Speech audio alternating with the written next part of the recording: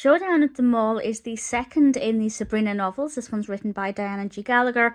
I've read this many times and I'm rereading the series now chronologically, and honestly, it's not very good. I don't remember what I thought of it when I was younger, but reading it now, the narrative is sloppy, it's all over the place, it's unbelievable as well. Sabrina, Harvey, Jenny, Libby, and the rest of the class have all got an assignment where they have to go to work at a place in the mall. And Sabrina ends up working at this clothing store, and that in itself is quite interesting. There were some moral questions about what she was doing, and I don't think the book truly explored that because she was changing perceptions, changing the way that people viewed themselves in the mirror, changing the labels on clothing to show smaller sizes. All of these are really deceitful tactics to try and persuade somebody to buy clothing, and I really don't think the book explored that enough about what would be right and wrong with her doing that. And in a way, I feel like she was getting away with it. And that's a really terrible thing, to manipulate people through magic into buying clothes that actually they don't look good in, or they're only buying them because they think they're actually a size smaller and they feel good fitting into what they think is a size down from their normal size. So that was a really bad message. We then have this character, a cousin, a relative of Sabrina's, called Tanya, and she was badly introduced. I don't think the character was introduced very well at all. And then she's basically bullying Sabrina, sending all of these horrible, nasty, vicious spells her way. And it's kind of alluded to quite early on that it's a test, but we don't know quite what this test is. But I refuse to accept that any test would involve bullying.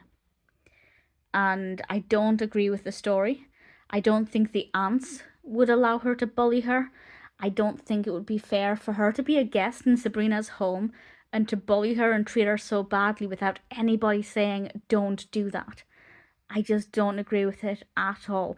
And they kind of said, well, you're just going to have to get on with it because Sabrina's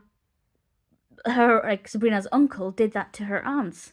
So yeah, it must be fine for Tanya to do this because Sabrina's uncle did it to her aunts. So tradition, and that's a horrible message as well. And the narrative is scrappy, it's all over the place, the characters are not very well written. Well, Tanya's not very well written. The rest of the characters, we have Jenny, of course, and Harvey and Libby, Hilda and Zelda, and a little bit of Salem. They're all true to their TV show counterparts, so I didn't mind those being in it, and I quite like being able to visualize those. I could visualize them all. I think that was described very well. I could visualize the Two Chic Boutique where Sabrina was working, so that was well written.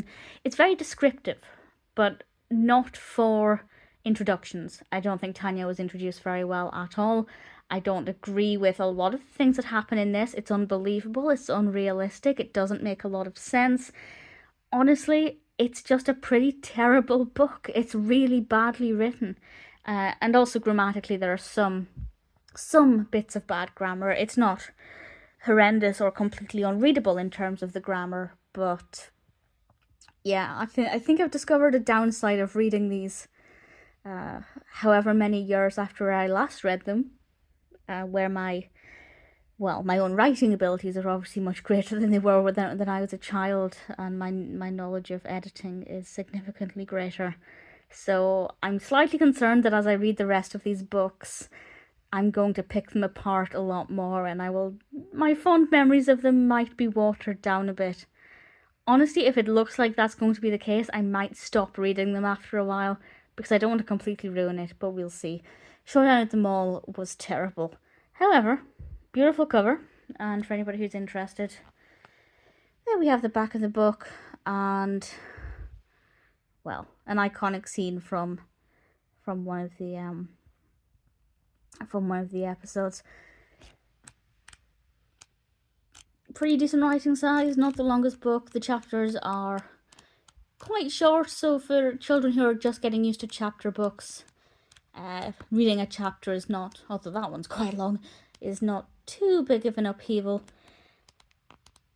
So in general, Visually, it's pretty good. The vocabulary is pretty good for the target audience, which I think is around about the 8 to 12 age range. But for me, as a 31-year-old Sabrina addict and professional editor-writer, Showdown at the Mall is no longer one for which I have really fond memories.